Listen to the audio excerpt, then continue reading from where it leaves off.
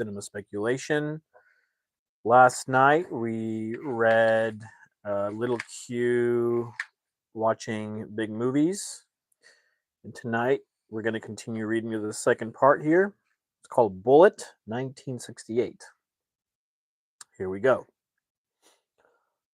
Along with Paul Newman and Warren Beatty, Steve McQueen was the biggest of the younger male movie stars of the 60s.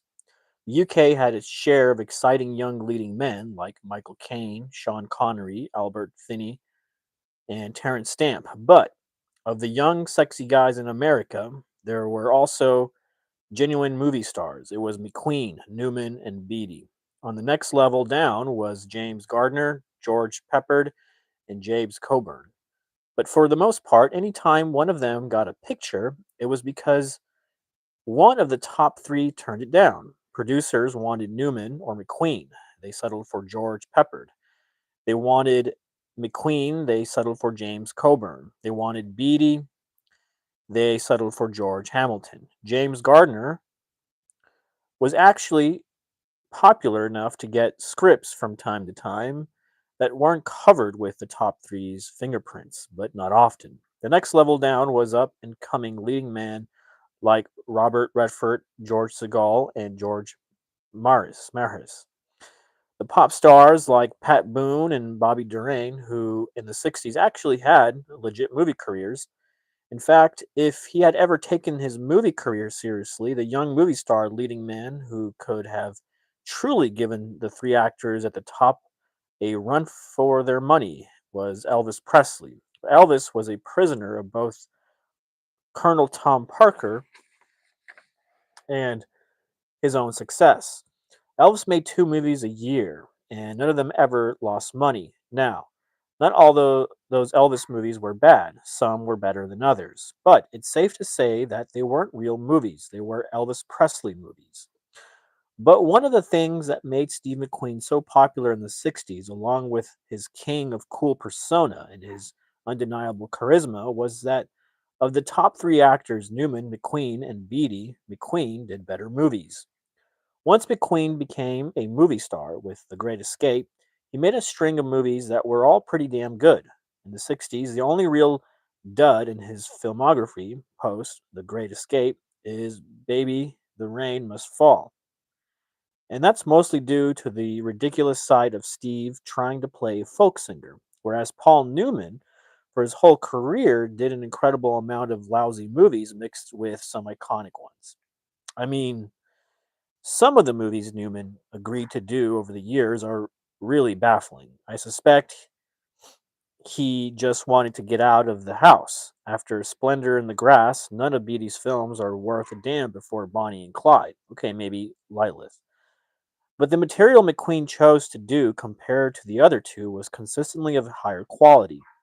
But the reason McQueen's material was superior wasn't due to the fact that the actor was poring over all the material available and demonstrating his uncanny ability to choose projects. McQueen didn't like reading. It's doubtful he ever read a book of his own volition. He probably never read a newspaper unless there was a story about him in it, and he only read scripts when he had to. It wasn't that he couldn't read, he wasn't illiterate. Neil McQueen, his first wife, told me he read car magazines. And it wasn't that he wasn't smart, he could talk to you about engine displacement, how to break apart the carburetor of a motorcycle, or discuss armaments until you couldn't listen anymore. He just didn't like reading. So who read the material? Nellie McQueen. The importance of Nellie McQueen to Steve's success as a movie star can't be overemphasized. It was Nellie who read the scripts. It was Neely who narrowed down the material. It was Neely who was good at choosing material that would be best for Steve. Steve's agent, Kamen, would read 10 scripts that were being offered, then narrow that down to 5 and send those off to Neely. She'd read those 5 scripts, write a synopsis on the material, narrow it down to the 2 she liked best, and then tell Steve the stories and explain her reasons why she liked them for him, which would usually end up in him reading the one Neely liked the most. Now, of course, the director was important, how much they were paying him, the location they were shooting the film at. All of these things were important. But so was Neely weighing in. Naturally, directors who worked with Steve before that he liked got preferential treatment. But Neely didn't like the script. It was an uphill battle. And it was thanks to Neely's good taste and her keen understanding of both her husband's ability and his iconic persona that she steered her husband, starting with the Cincinnati Kid, into the biggest winning streak of the second half of the 60s. And Neely McQueen is what Elvis needed. Neely was also aware of something that action director maestro Walter Hill told about McQueen. Hill worked twice as second AD with Steve on both the Thomas Crown Affair and Bullitt, and then later, when he was a screenwriter, he wrote The Getaway. Hill told me, Quentin, one of the things you would have liked about Steve is that while Steve was a good actor, he didn't see himself as just an actor. Steve saw himself as a movie star. It was one of the most charming characteristics about Steve. He knew what he was good at. He knew what the audience liked about him, and that's what he wanted to give them. Walter said, I really admire Steve. He was the last of the true movie stars. And it's true, McQueen didn't want to bury himself under layers of characterization or wear false beards that changed his appearance, a la Paul Newman in The Life and Times of Judge Roy Bean or Robert Redford's in Jeremiah Johnson. When he did movies, he wanted to do cool movie star things in these movies. He didn't want to do movies where anybody else had a better role than him. He didn't want to share the screen, and he always wanted to come out on top. McQueen knew his audience, and he knew they paid to see him win. I asked Neely McQueen how the film Bullitt came about. She told me Steve had just made a deal with Warner Brothers, Seven Arts, to back his film production company, Solar Productions. And that was their project that Warner wanted to start the association with. Nellie wanted Steve to do Bullitt too. Bullitt was coming after Steve's biggest hit, the Thomas Crown Affair. Neely thought it would be a good change of pace for him. In Thomas Crown, he was a robber. Now he'll be a cop. Everybody wanted McQueen to do it, but McQueen, it took him forever to say yes. He took so long agreeing to do it, Neely said. Jack Warner would call up the house and scream into the phone in my ear, and then I'd scream at Steve just to do the damn thing.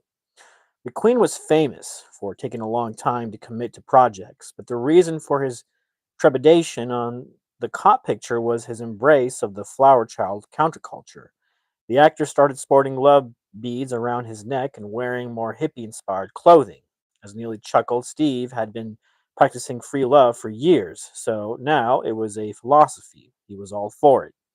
She explained Steve wanted to be one with the flower children, and they hated the cops. He said they called the cops pigs. I can't play a pig. Walter Hill also described this to me. Steve felt a mysterious kind of connection with his audience. He felt they were younger and hipper than the normal movie stars. He knew they cared about the clothes he wore and the things he did in a movie, the exact cut of his blue jeans. He thought his audience was into these kind of cool details. And Nellie remembered Steve saying, if I make this movie as a cop, my fans' heads would spin. In the book Steve McQueen, Star on Wheels, author William Nolan related that Steve's daughter Terry gave him a string of hippie love beads as his birthday gift. Nolan wrote, he liked them so much he actually considered using the beads in a trade ad for Bullitt. Love, beads, and a gun, a symbol of the hip detective. Eventually, McQueen put Bullitt into production as Solar Picture with Warner Bros. Seven Arts handling distribution. The end result was not only Steve McQueen's biggest hit, but a zeitgeist smash, and finally McQueen surpassing his greatest rival, Paul Newman. The way Dirty Harry, which Steve later passed on, took the already iconic Clint Eastwood and gave him a new level of Clint specific iconography. It was the chic, cool dude, slow boil, fast driving Frank Bullitt did for McQueen. Bullitt also changed the cop film genre, and later, cop shows on TV for good. Thanks to James Bond, it was secret agents that were the cool cats, even private eyes like Paul Newman as Harper Frank Sinatra as Tony Rome, Ralph Meeker in Kiss Me Deadly, and George Peppard as PJ. Were allowed to dress better, live in swankier digs, and generally have fun. But movies about cops are all very somber, serious, and frankly a drag. The movies were all the same. The cops were all the same, and they all dressed the same in their cheap dark suits and ties, with their pork pie hats and their trench or raincoats. Frank Sinatra and the detective, Sidney Poitier and the Call Me Mr. Tibbs, Richard Widmark in Madigan, and George Peppard in Nodolim were literally interchangeable. They all could have jumped ship on their films and taken over the lead at any of the other ones without anybody noticing the difference. Maybe Potier playing Madigan might have drawn some attention to the actor's nice guy's image, but that's why it could have been interesting. Rather than snarling Widmark giving another in his never ending line of snarling performances, but everything about those movies was the same. They all could have been costumed by the same costume designer. They could have rented the cars from the same garage, and supporting actors Ralph Meeker, Harry Gordino, Jeff Corey, Jack Klungman, James Whitmore, Richard Kiley could have all swapped parts with each other, and the scripts could have been written by the same screenwriter and adapted from the same book. The cases they were in involved all dealt badly with something considered prov- pr- provocative in the late 60s, and they all struggled to have slightly more rough-sounding street dialogue. They struggled, they lose, and almost comically, all these sourpuss cops seemingly had the same dissatisfied wife at home. Inger Stevens, Lee Remick, Barbara McNair, and John Seberg. Enter Steve McQueen's Frank Bullitt.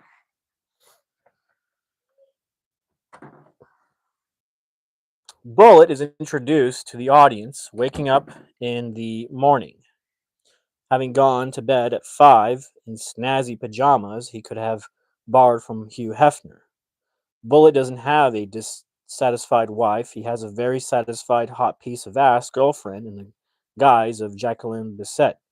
When you see the police detective officially on the job meeting with Robert Vaughn, he too wearing a suit and tie, but a suit and tie that actually fit. And throughout the rest of the movie, Bullitt's wardrobe consists of one chic outfit after another. Neely said, Steve had fabulous taste. If he wore a pair of jeans in a movie, he'd have those jeans washed 100 times. Peter Yates' film doesn't quite have the same zeitgeist position and it enjoyed through the late decades of the 20th century. Well, a lot of people born since 2000 may have heard of it, and they probably have heard about its famous car chase. That doesn't mean they've seen it. I'm old enough to have actually seen Bullet at the cinema when it came out, which means I saw it at 6. I don't remember the movie, I remember the car chase, and that's what most people usually remember about Bullet. But they also remember how cool Steve McQueen was as Frank Bullitt. His cool clothes, his cool haircut, and his cool Ford Mustang. If they had a sense of the movie, they also might remember Lalo Schifrin's terrific jazzy score, the type of score Quincy Jones tried to do for years and always failed miserably at. The one thing they don't remember is the story. Bullet does have a story, but it's not memorable. It's not a memorable story, nor does it have anything to do with what you respond in the movie.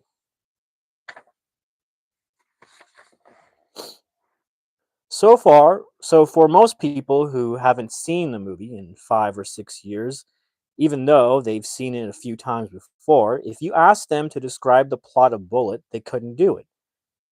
The comedian Robert Wall once told me, I've seen Bullet 4 times and I couldn't tell you what the plot's about. All I know is it has something to do with Robert Vaughn. But strangely, in the case of the film Peter Yates made, this isn't a negative observation. In fact, a case could be made its mark of the film's inner integrity. All those other cop pictures I mentioned spent all their time telling us boring stories nobody in the audience gives two shits about. They populate their boring movies with dull characters that are meant to add depth but create only apathy. They bore us with scene after scene that illustrates the lead cop's dismal life, or one plot exposition scene after another about a murder nobody gives a fuck about. We don't give a shit who killed the homosexual and the detective. We don't care about who killed the hooker and they call me Mr. Tibbs. We don't give a flying fuck what happens to Madigan's gun. And we know exactly who killed Peppard's wife in Pendulum. And we can't believe it takes the movie as long as it does to figure it out. Yet since Yates cares so little about the crime story at the center of Bullet, it suggests he knows we don't care either. And that suggests a bohemian hippiness that was unusual in a Hollywood crime movie.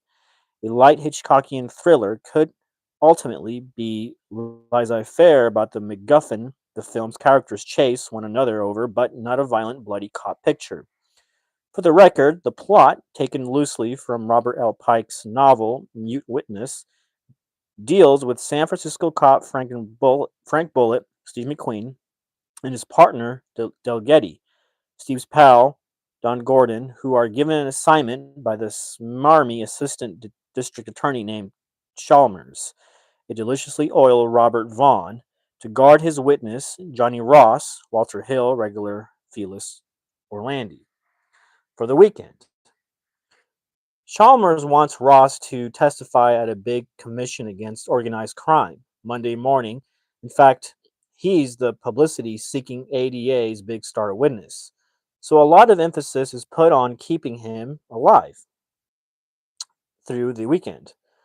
But the location that was chosen to stash Ross is compromised. While one of the Bullitt's men sits in the hotel room guarding Ross, two hitmen, one with a shotgun, appear at the door and blast the cop and the witness. The witness soon dies in the hospital, but Bullitt covers up his death, spiriting his corpse away from the hospital to convince the killers that Ross is still alive so that they'll try again before the weekend's out. Meanwhile, he has to dodge Vaughn's DA, Chalmers, and his powerful friends in the department who want Bullitt to produce the witness they think is still alive. Now, just me writing that out loud sounds like a pretty nifty plot, and it is. But I just took more time explaining than Yates does in telling the story of the movie. I'm exaggerating, but only a little.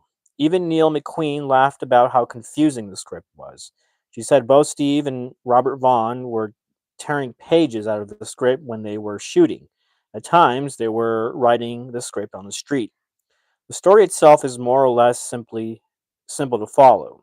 What's unclear, especially during the middle section, is exactly what Bullitt's up to or why he does half the things he does.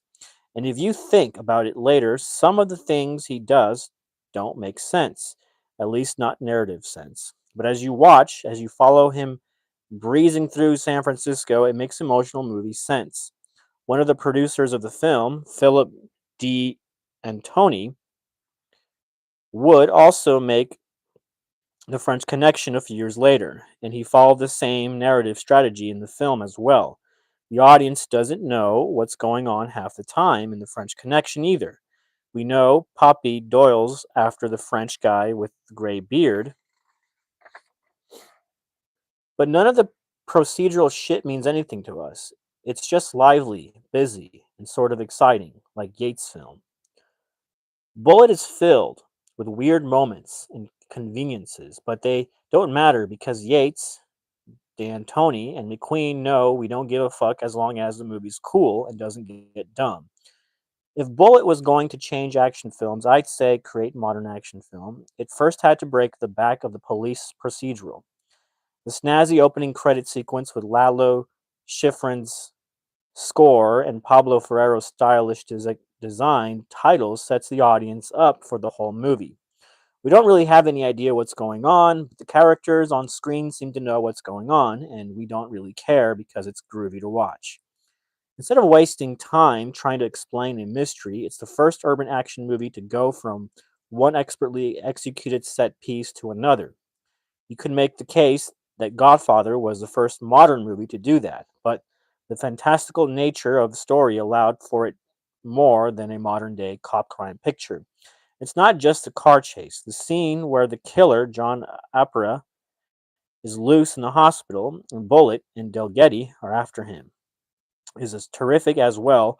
When you see how well Yates does that scene, you have to wonder how he managed to so badly stumble his way through the suspense scenes in his anemic 1981 thriller Eyewitness. Bullet is about action, atmosphere, San Francisco, Yates' great location photography, Lalo Schifrin's jazzy score, and Steve McQueen, his haircut and wardrobe. Nothing else matters. Aside from the opening credit sequence, the other scene that sets up the movie is early on when Frank takes his girlfriend out to dinner. They go to a restaurant called Coffee Cantana, and we watch him have a good time and eat dinner. Yet we don't hear a fucking thing they say, other than demonstrating they like each other and that Frank is capable of having a good time. Nothing personal is revealed about the couple during the whole sequence. What Yates feels is important is the jazz band performing at the restaurant, the sound of jazzy music, the hip vibe of the establishment, the San Francisco atmosphere, and the spot on looking extras that surrounded McQueen and Bissett. The scene tells us nothing narratively, but we dig it. It was cool being in the coffee cantana. It was cool watching McQueen and Bissett vibe with each other in the San Francisco surroundings. It both didn't tell us anything and told us everything. Don Siegel did terrific location photography in his career, and he would do a good job shooting San Francisco 3 years later in Dirty Harry, even though half the movie would be shot in the Universal backlot. But nobody had ever shot San Francisco as great as Peter Yates did or ever will again. The way he utilizes location to such a dynamic degree suggests a master cinematic stylist. One of the reasons he did such a dynamite job, was he went 30 days over schedule. Yates was shooting a movie, not a schedule. While Yates would do good work many times again, Breaking Away, The Hot Rock, The Friends of Eddie Coyle, overrated, The Deep, and Mother uh, Fugs and Speed, Jugs and Speed, underrated. He would never demonstrate the cinematic style and confidence he does in Bullet. If he had, if he had managed to do what he did in Bullet 4 more times, he would have been the greatest action filmmaker, save for Steven Spielberg and Sam Peckinpah of the 70s. I mentioned that to film critic Elvis Mitchell, and he said if he did it even 1 more time, he would have been a pantheon director. And then there's Steve McQueen as Frank Bullitt. The reason why we're here, the reason we're watching, the reason the whole fucking thing works. Rarely in the entire history of Hollywood movie stars being movie stars has a movie star done less and accomplished more than McQueen with this role in this movie. The part is nothing, and yet he makes it a great role. He practically does nothing, but nobody in the history of movies did nothing like Steve McQueen. As great as McQueen could be, this is the role he needs to be remembered by because it's in this role he demonstrates what he could do that Newman and Beatty couldn't, which is just be. Just fill the frame with him. I'm not saying McQueen was playing himself. Steve McQueen in real life was decidedly not like Frank Bullitt. Frank Bullitt was a McQueen creation. But what makes it such an achievement is how minimalistic the creation was, and how the minimalism was key to the performance's success. In real life, everything suggests Steve McQueen could be a real hothead. In Don Siegel's autobiography, he relates that a few times during the making of Hell is for Heroes, the two men almost came to blows. Apparently, McQueen and his co star on that film, Bobby Darin, also couldn't stand each other. When the fat Hollywood hack James Bacon once mentioned to the Sicilian tempered Darren that McQueen was his own worst enemy, Bobby replied, "Not while I'm alive." But McQueen's Lieutenant Frank Bullitt is no hothead. He is the epitome of cool. And when I say cool, I don't mean just the charismatic He Man bad boy cool McQueen was famous for, though he does have that too. I mean, emotionally, Frank Bullitt is as cool as a reptile. Nothing makes him get hot. Nothing makes him lose his cool. When Robert Vaughn's ambitious DA Chalmers bitches out Bullitt in the hospital, accusing him of incompetence and threatening his career, Bullitt says nothing. No blow up. No, look, Chalmers, I have a wounded man in here, and they're fighting for his life because of you and your assignment. Bullitt just looks at him. He doesn't quietly seethe behind the eyes. When Chalmers leaves, he doesn't even roll his eyes. He doesn't make a face or say to himself a 1968 version of "What's a prick?" And when Bullitt's back with his partner Delgetty, he doesn't make comments about that asshole Chalmers. He just doesn't engage. Lieutenant Frank Bullitt doesn't engage with anything that would upset him, and he possesses a Herculean power to not get upset. His one conflict with girlfriend Jacqueline Bisset is over how the crime and the death and the murder he witnesses in his job don't affect him. When he misses the killer at the hospital, yeah, he's a little frustrated, but he doesn't go on a tear about how they had him and he slipped through their fingers. He just goes back to work. When he shows up at Chalmers and the police brass, he offers no sarcasm like Dirty Harry would. He just exits the room. And after the climax at the airport, there's no sense of satisfaction or vindication on Bullitt's part. It's just done. Interestingly, the climax at the airport does play different than the other action scenes in the movie because finally we know what's going on and what Frank is trying to do. There's a sense of urgency to this sequence that isn't in the others.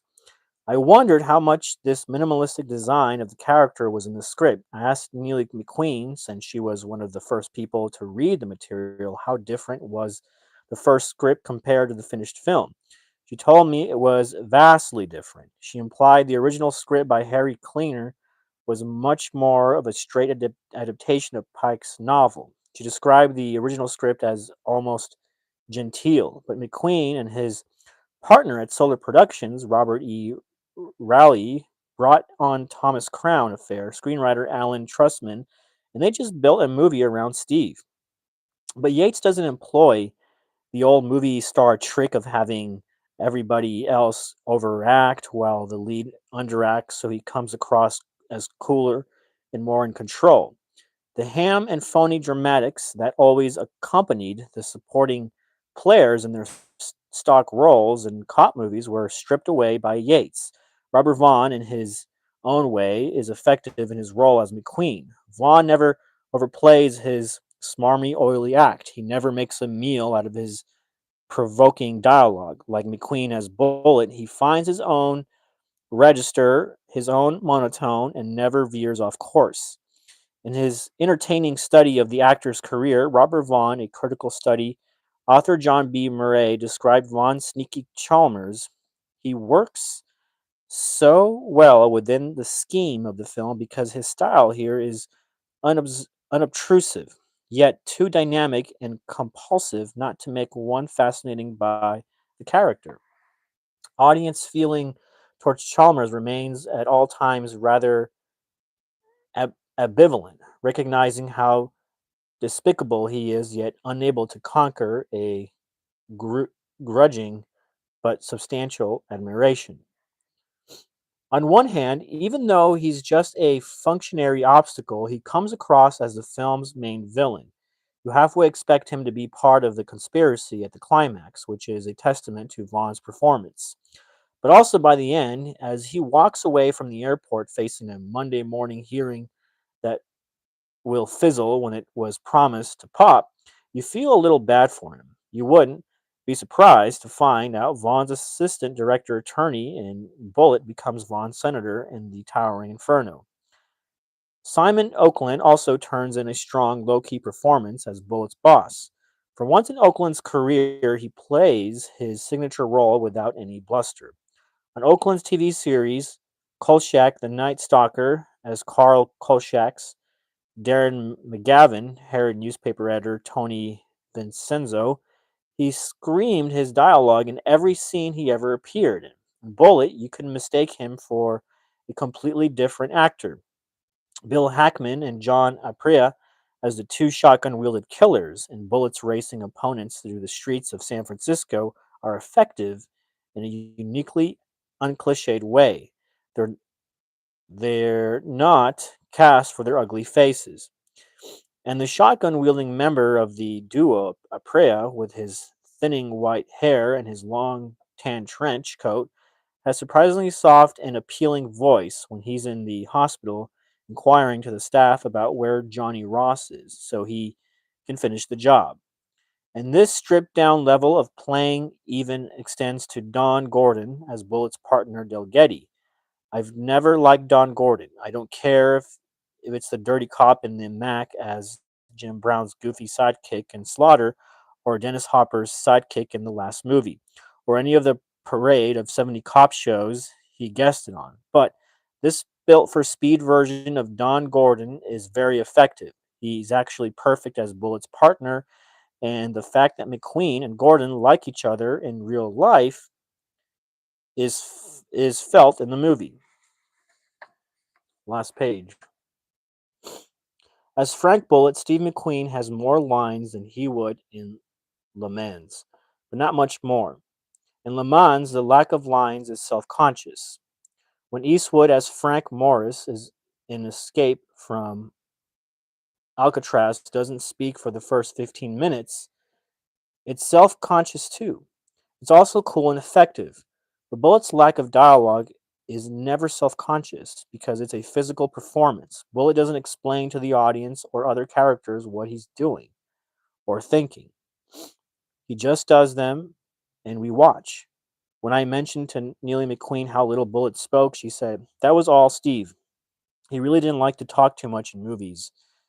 He would just rip out pages of dialogue. He'd do scenes with Don Gordon and say, 'Give those lines to Don.' Then Don would say, 'Who cares who says it? The camera's still gonna be on you.' And Steve smiled and said, 'That's right, baby.' Walter Hill said the same thing. Steve would say, 'Let him say that. I'll be over here peeling an apple.' Steve McQueen plays the role the way Peter Yates directs the picture. Neither man seems to have any narrative or dramatic concerns whatsoever. Steve McQueen as Frank Bullitt keeps moving forward. Yates as the director follows him, and we, the audience, sit back and let them do our thinking for us. As pure cinema, it's one of the best directed movies ever made." Okay, that finishes up the section called Bullitt. Tomorrow, we'll pick up here, Dirty Harry, 1971. We'll do that tomorrow at 9 p.m. Central. This is where we'll pick up. So thanks for joining me. If you joined me tonight, I appreciate it. And we'll, like I said, we'll continue reading tomorrow. Hope to see you there. Have a good night.